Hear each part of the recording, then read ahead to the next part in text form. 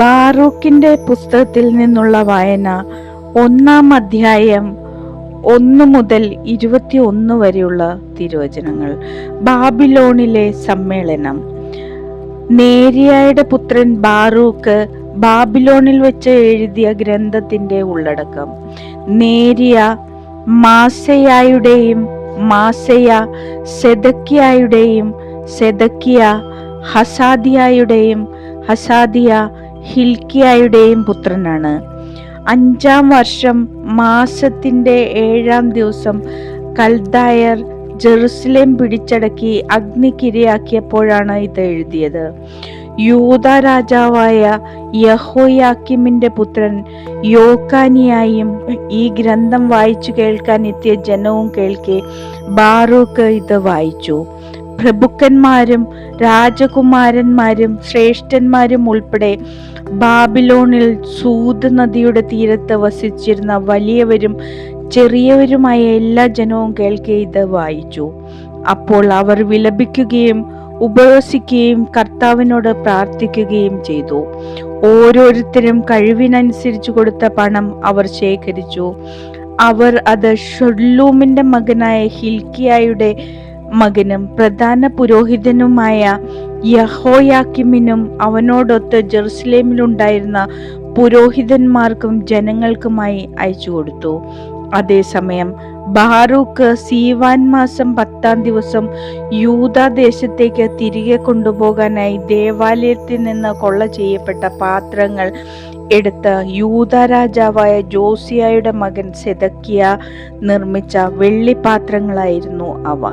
Babylon രാജാവായ നബൂഖദ്നേസർ യക്കോണിയെയും രാജകുമാരന്മാരെയും ലോഹപ്പണിക്കാരെയും കുലീനരെയും ദേശത്തെ ജനങ്ങളെയും ജെറുസലേമിൽ നിന്ന് ബാബിലോണിലേക്ക് തടവുകാരായി കൊണ്ടുപോയതിനു ശേഷമാണ് ഈ പാത്രങ്ങൾ സെദക്കിയ നിർമ്മിച്ചത്.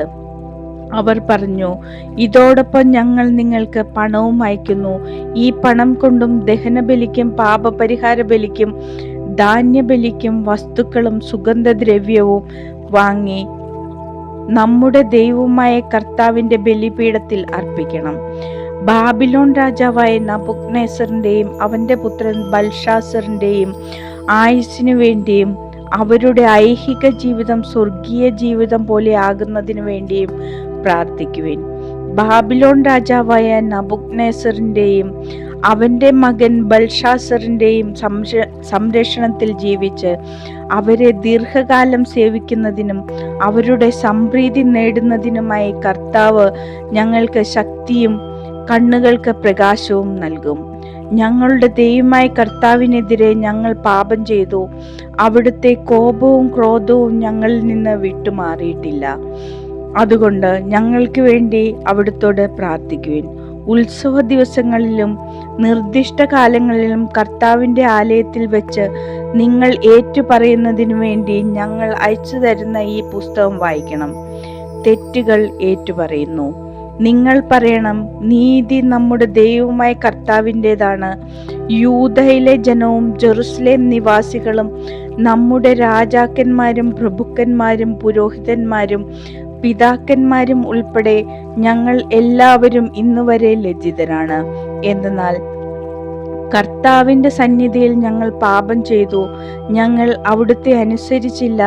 ഞങ്ങളുടെ ദൈവമായ കർത്താവിന്റെ സ്വരം ശ്രവിക്കുകയോ അവിടുന്ന് നൽകിയ കൽപ്പനകൾ അനുസരിക്കുകയോ ചെയ്തില്ല.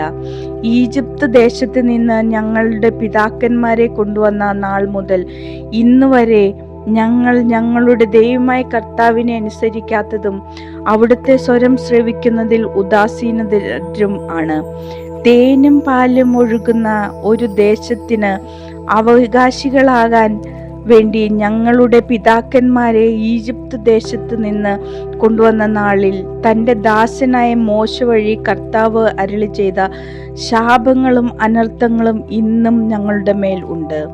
ഞങ്ങളുടെ ദൈവമായ കർത്താവ് ഞങ്ങളുടെ അടുത്തേക്ക് അയച്ച പ്രവാചകന്മാർ അറിയിച്ച അവിടുത്തെ വചനം ഞങ്ങൾ ശ്രവിച്ചില്ല. എന്നാൽ അന്യദേവന്മാരെ സേവിച്ചും ഞങ്ങളുടെ ദൈവമായ കർത്താവിന്റെ ദൃഷ്ടിയിൽ തിന്മയായത് പ്രവർത്തിച്ചും ഞങ്ങൾ തന്നിഷ്ടം പോലെ നടന്നു.